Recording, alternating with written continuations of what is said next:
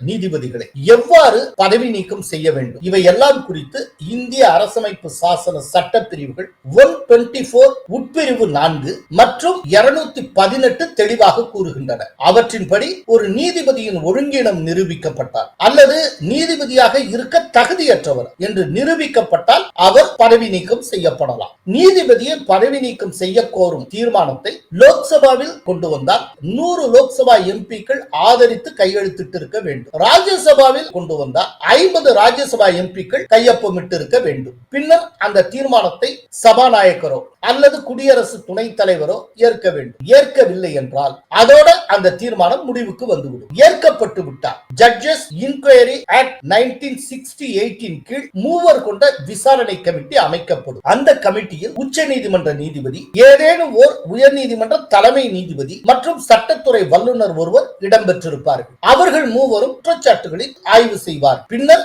அந்த கமிட்டி தன்னுடைய அறிக்கையை சமர்ப்பிக்கும். நீதிபதி தவறு இழைத்து விட்டதாக அந்த மூவர் கமிட்டி கண்டறிந்தால் 2 அவைகளிலும் விவாதம் நடக்கும், வாக்கெடுப்பு நடத்தப்படும். நீதிபதி பதவி நீக்க தீர்மானம் வெற்றி பெற ஸ்பெஷல் மெஜாரிட்டி தேவை. சிறப்பு பெரும்பான்மை என்றால் 2 அவைகளிலும் உள்ள மொத்த எம்பிக்களின் எண்ணிக்கையில் 50% அதிகமானோர் மற்றும் 2 அவைகளிலும் வந்திருந்து வாக்களித்த எம்பிக்களில் 3/2 எம்பிக்களுக்கு குறையாமல் தீர்மானத்துக்கு ஆதரவாக வாக்களித்திருக்க வேண்டும். அப்போதுதான் பதவி நீக்க தீர்மானம் நிறைவேறும். பதவி நீக்க தீர்மானம் நிறைவேற்றப்பட்டவுடன் ஜனாதிபதிக்கு தகவல் தெரிவிக்கப்படும். அதைத் தொடர்ந்து சம்பந்தப்பட்ட நீதிபதியை ஜனாதிபதி ஒரு உத்தரவு மூலம் பதவி நீக்கம் செய்வார். ஒருவேளை சம்பந்தப்பட்ட நீதிபதி இடையிலேயே ராஜினாமா செய்துவிட்டால் தீர்மானம் பாதியிலேயே கைவிடப்படும். சுதந்திரத்துக்கு பிந்தைய இந்தியாவில் இதுவரை ஒரு நீதிபதி கூட பதவி நீக்கம் செய்யப்பட்டது கிடையாது.